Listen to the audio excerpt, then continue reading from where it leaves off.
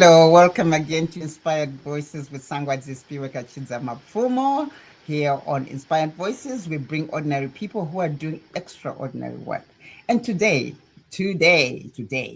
I've brought, I don't even know whether to call her an ordinary person who is doing extraordinary. She's just an extraordinary woman who is just totally amazing. I've got Dr. Praise Matemavi. Um, she, she is an abdominal organs transplant surgeon um, in in the United States, University of Mississippi Medical Center. This woman is, I don't want to go in front of myself, but uh, she has jumped all kinds of hoops to get to where she is. And I'm going to talk to her today. The conversation is around who she is, where she came from, and how did she end up being the first African trained woman to hold this position of abdominal organs transplant and hepatobiliary surgeon. This is huge. I mean, had tongue twisting for me to even say those words. But welcome to the program, Dr. Praise Matemavi. Thank you, Sangwaiti. We are very excited. We I'm sure are. happy to be here. Great. So, Praise, talk to me. Who is Praise? Tell me a little bit about yourself. Then we can get into your successes. But I just want to know, who are you? I know you went to the States when you were 14 years old, but take it up from there and tell me, who are you? Where did you come from? So I was born in Zimbabwe, and my parents both from Mutoko. You know, they had migrated to Mutoko. Their parents both their parents had gotten farms in Mutoko. So kumshakwa Mtoko. So I lived in Harare. I went to school in Gweru my latter part of the years. And interestingly, I went to 7 different schools from the time I started first grade to the time I graduated high school, which helped me a lot in terms of learning to adapt. So I knew what it was to be in Highfields, old Highfields at Chipembere Primary School, what it was to be at Southerton Primary, Queensdale Primary, in Queensdale near Cranbourne. We used to live in Cranbourne at that time. And then I went to Anderson Adventist School for boarding school when I was 12. And then at 14, we moved to the States. So I am a mother. I became a mom at 19. And I have a daughter who's almost 25. And I have a son who is 22. And I also have 3 bonus sons who are 22, almost 20, and almost 19. Wow. Also I mean, my nephew, who's my son, basically, who's 30. So I'm a busy mom.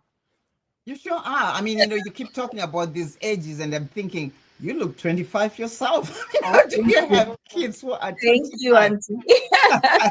Yeah, I mean, for a very busy woman, and the work that you're doing, and I have no idea where you get the energy to do all these things and to juggle all these roles in your life. So, you came to the United States with your parents when you were 14 years old. Yes.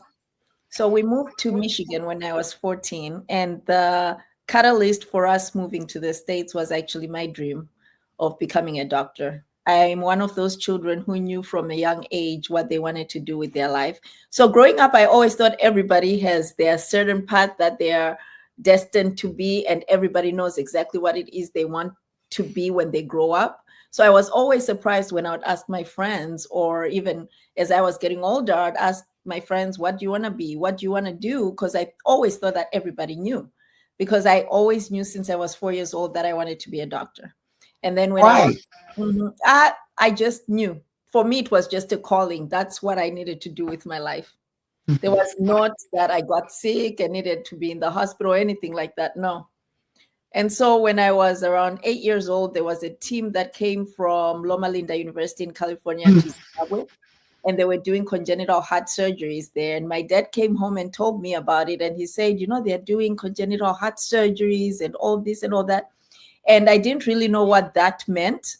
But I thought to myself, oh, if you can operate on the heart, I want to do that. I want to be a surgeon. And so my parents really instilled in me the possibilities in life. They told me I could be anything, I could do anything. And so when I was around 10 years old, I read Gifted Hands by Ben Carson, Mhm.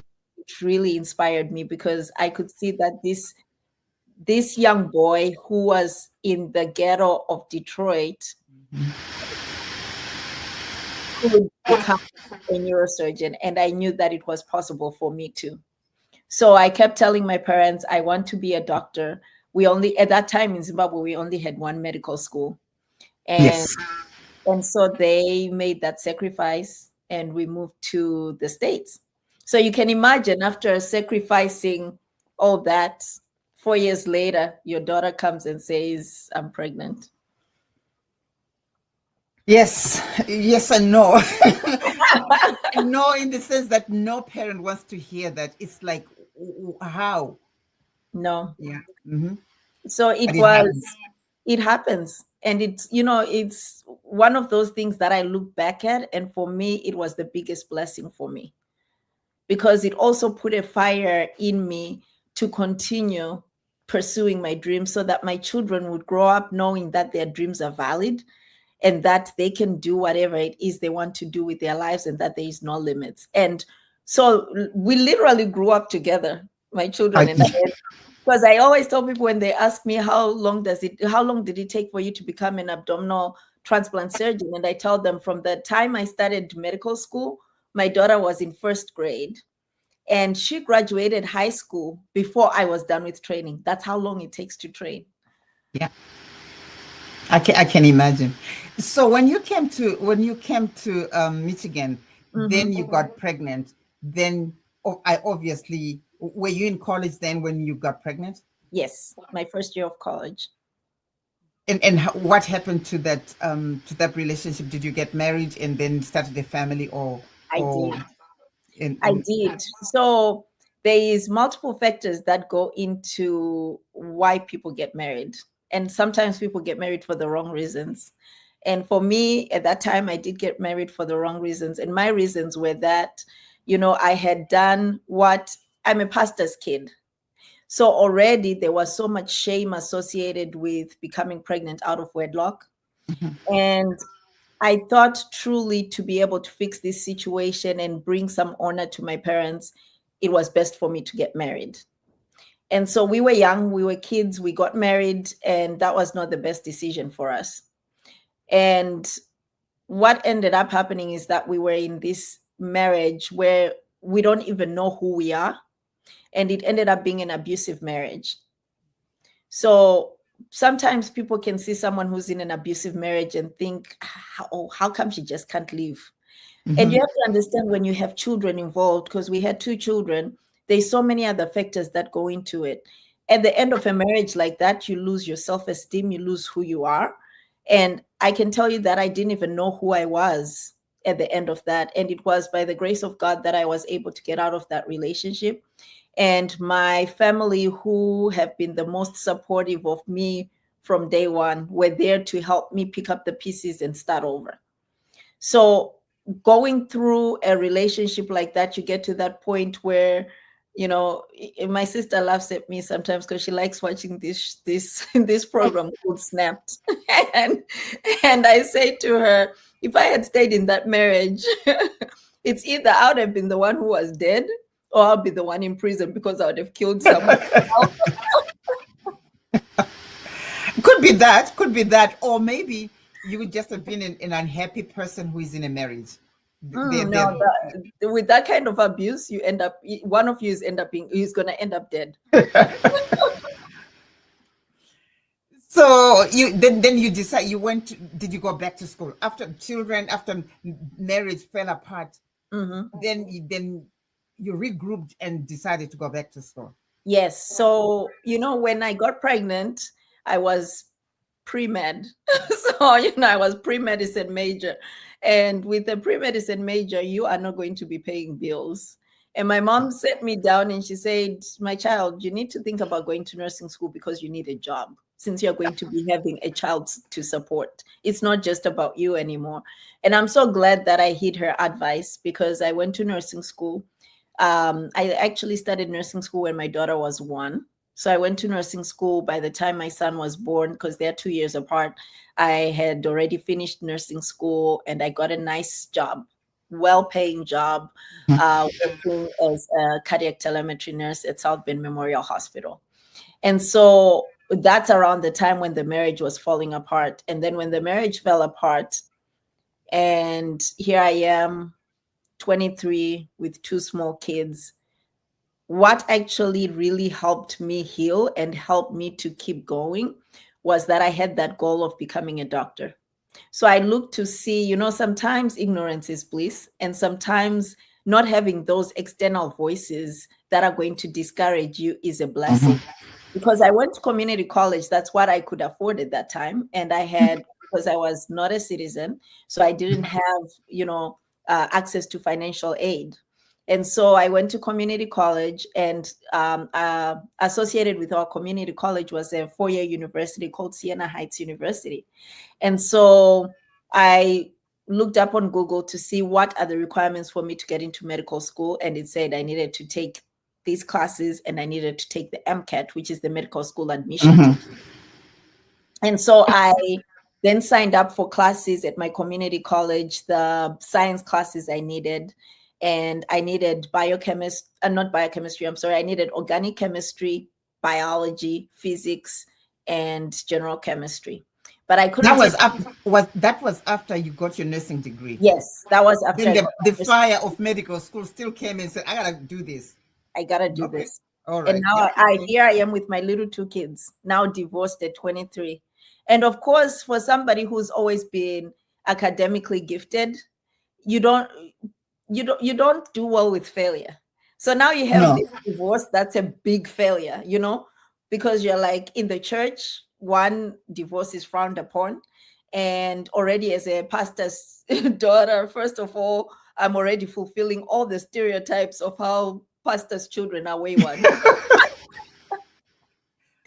So here I am. I'm now a single mother with 2 small children, Vanna, Exactly.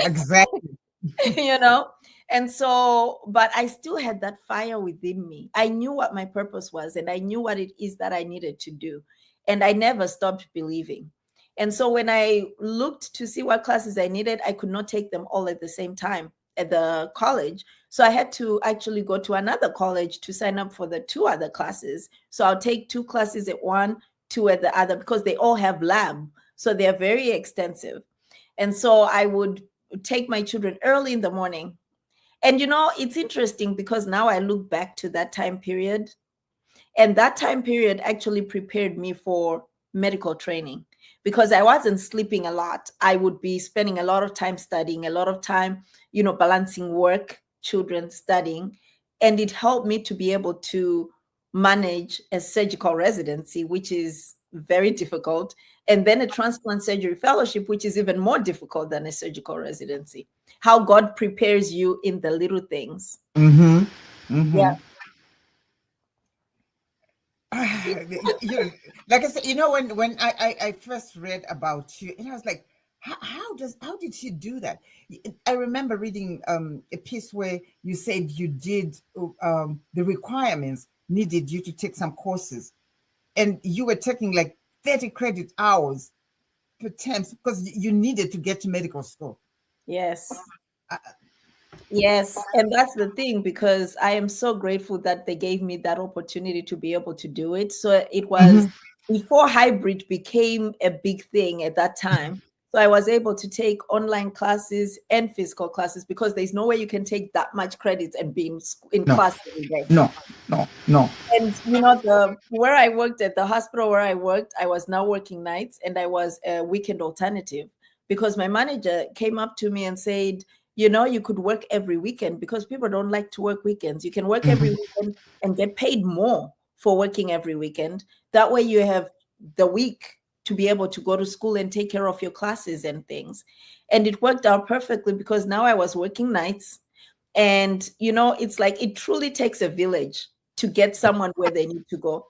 It's so true, that African proverb. I don't know what African country that proverb is from, where Mhm. it says, you want to do something fast, do it alone.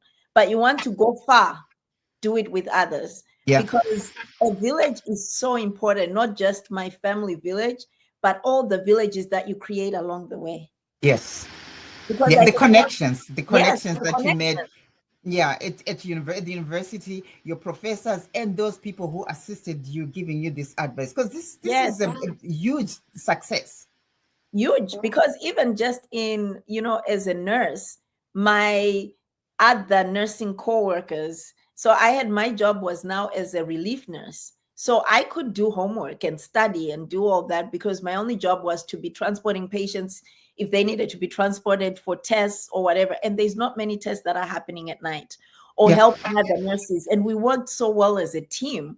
And when you have people that genuinely want you to succeed, knowing that when one person succeeds, we all succeed, it's so powerful.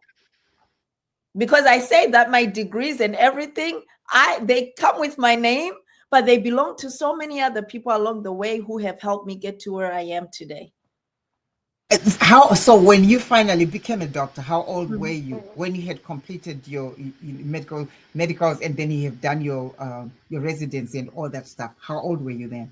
So when I finished medical school, I was 29. Because when I started medical school, I was still 24, but close to 25. So when I Mhm. finished medical school, I was 28, but going to be 29. Mhm. And from then, it was still 7 years of general surgery residency training, and then another 2 years of transplant surgery fellowship. How did you end up choosing transplant? Because that transplant, and because you like as you said, it's not like kidney transplant. You Mhm. do multiple internal organs, abdominal Yes. organs that you specialize. And you were the first African woman trained to do that. Do Yes, you mean because at your university or in general?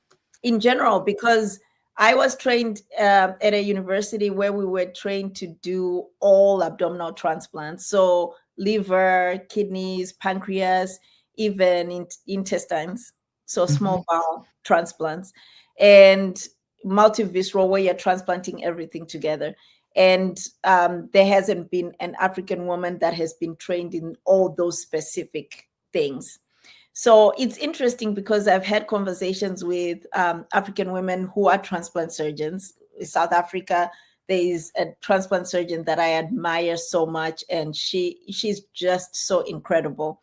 And but then when you're looking at the training, it's a little bit different. So to be able to get all that comprehensive training and be able to get hepatobiliary training as well, which focuses on the liver and pancreas and bile ducts and things like that, that is something that from residency, that was my dream. And I actually initially had the spark, because in if you remember, in the early 90s, Salim Gabi had Mhm. failure. Mhm. And I just remember as a child hearing that she was too sick to get a kidney transplant. And I kept thinking to myself, what does that even mean? Like, why Yeah. would somebody be too sick to get a kidney transplant? So for me, the seed was actually germinating at that young age, in the early 90s, when Salim Gabe had kidney failure, because I admired her so much. But also, you know what? You didn't.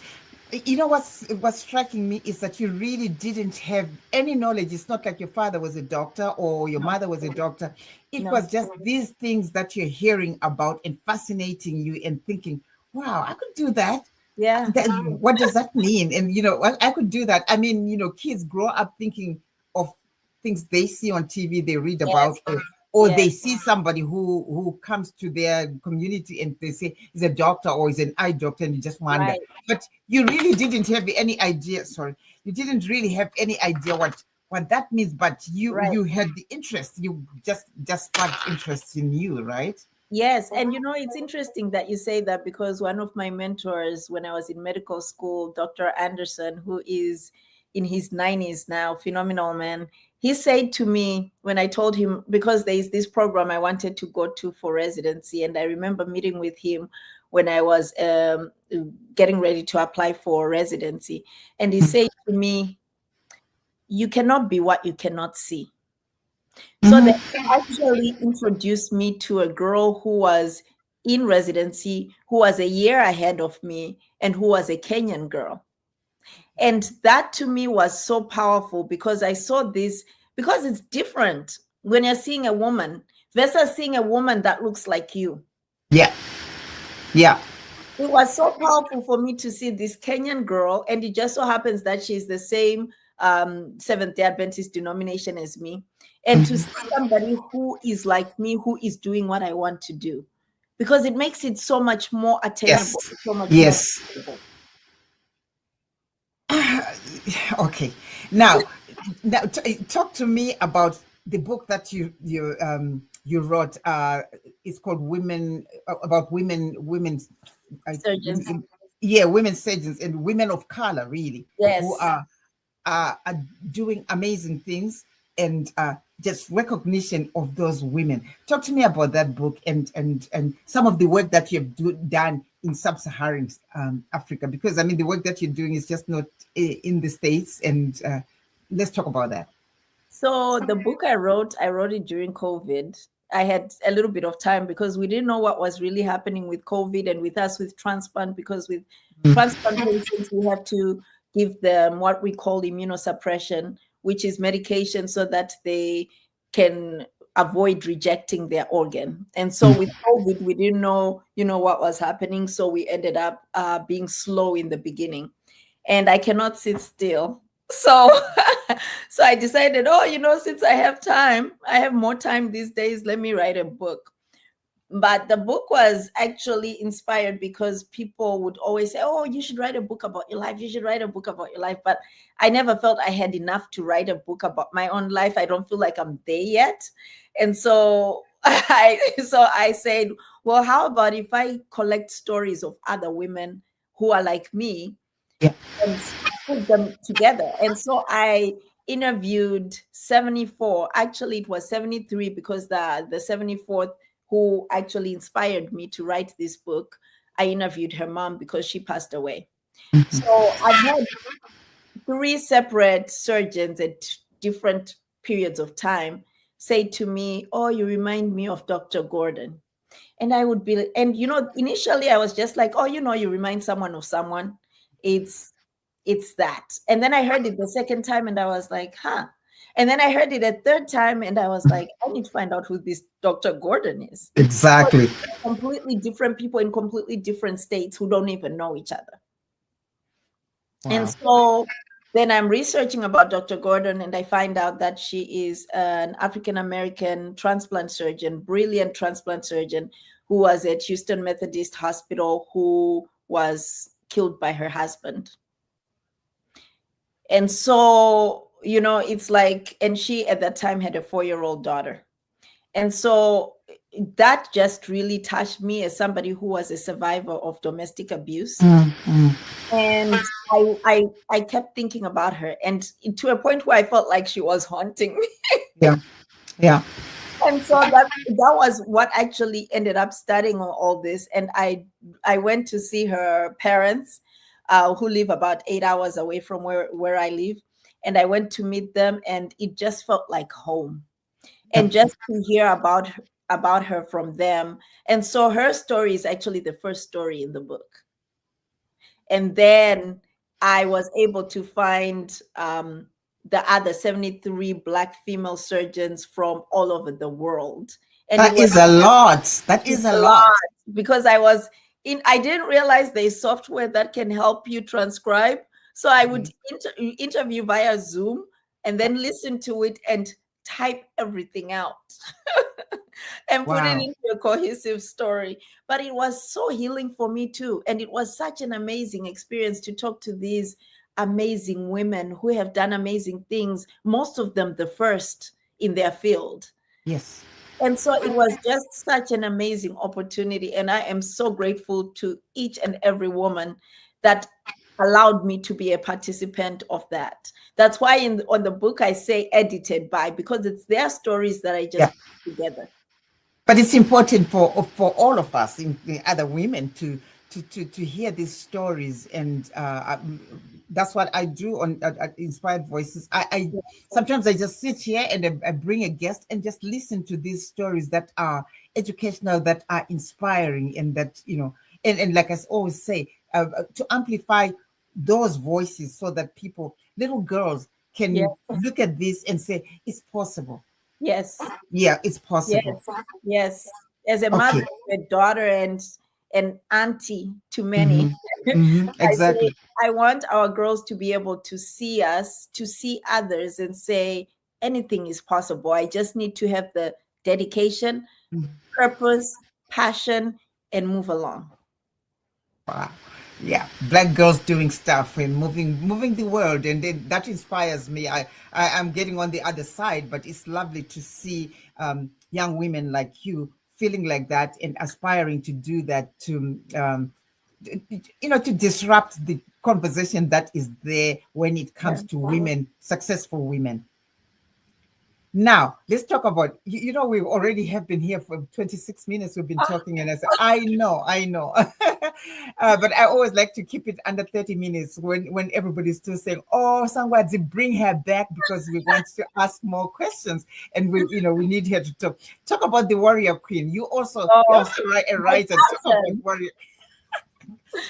I read about the warrior queen, and I have a little a young man, friend of mine in Germany, who Yeah. his name is called Philip, but we call Mhm. him Shamgamire Dombo. He Yeah. wrote a similar thing. Talk to me about warrior queens. Are You you know, guys? I want to bring you together so you can talk about your historical. yes. Give Yeah. me a little bit of time because I need to order it on Amazon on Hmm. Changamire Dombo. I need to order that on Amazon so I can read it because when Hmm. you showed me the cover, I Hmm. was blown away. Because when you look at his cover and you look at my cover, you'd think that Hmm. we talked and we said, you write the male version and I write the female version of this It's book.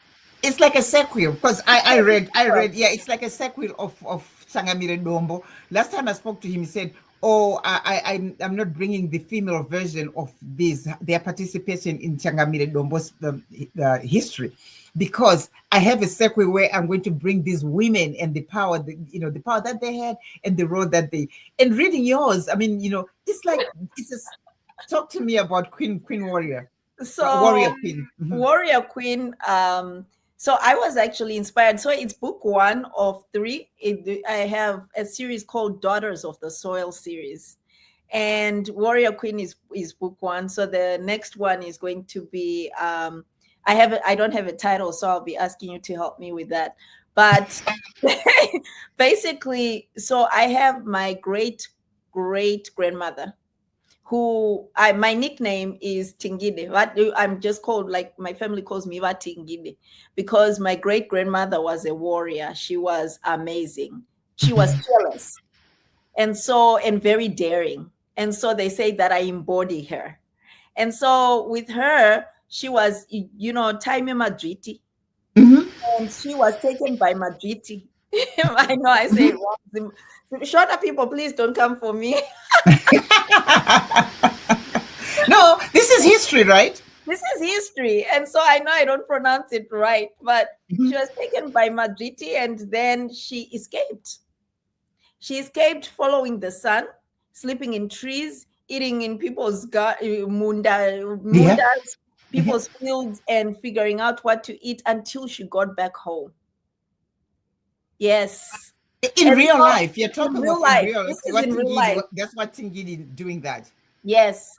And so when my dad would always tell me this story of Watingide, and I was like, you know what, I have to find a way to make Watingide live forever. And Yeah. so that's how Warrior Queen came to be.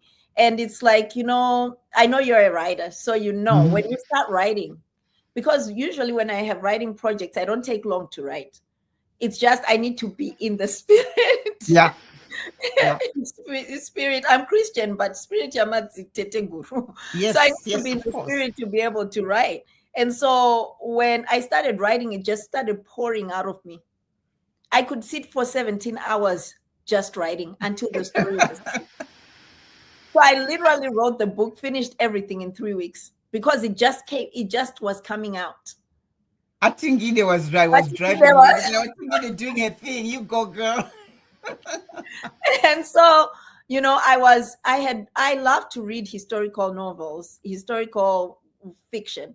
Mhm. And growing up, I would always be looking for historical Christian novels, and I never found any. I would find historical Christian novels that are, American, Canadian based, but I never would find any that are Zimbabwean, that have people who look like me, who have my history. It didn't work out. That's a topic for another time because those things just didn't merge because Right. what we read and what we were supposed to believe had nothing to do the likes of Batingide and Right. all those people because they didn't matter. And there you So go. yeah, yeah. So But that's how anyway, Warrior Queen came yeah. to be. Mhm. Wow. You know, Dr. Matemavi, I don't even know how to thank you. And I can't believe it's 30 minutes 30 already. minutes. Oh no, But we'll what have to do a part two. I know I have to bring you, so we can talk about part two. But just to give just to round up this whole thing, how you feel about your success and what you would like to inspire in other younger girls. So success is very funny, because I can tell you that, a lot of times when getting an award and getting a recognition, and they start saying, oh, this and this and that, I'll be like, who is that?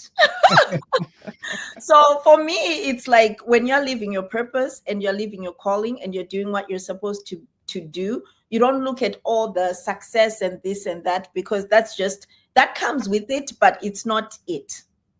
Because what you need to focus on is doing your work. So as a Christian, for me, I truly, truly love the parable of the talents, because in short, you have these three people. One is given 5 talents, one, three, one. And it shows us that we are not all given the same talents, and we are not all given the same gifts, or even the same amount of gifts and talents, but we are each given something. And we are supposed to do what we can do with it. And at the end of the day, when our life is over, we are going to be accountable for those gifts and talents. And you cannot say that I was sitting at home, sitting on the couch, watching TV all day, because that's not going to work. You need to be able to stand before your maker and say, yes, you gave me these talents and I was able to multiply them and work for the kingdom, and now give them back to you. So that's truly what I live by. So the accolades, the successes, all these things are a byproduct of all that. And I am very grateful for it. But honestly, I see it one day, thank you, and I move on to the next. That's wonderful. That is wonderful. I was going to ask you who inspires you, but obviously, as you said, it's all the people who have been around you.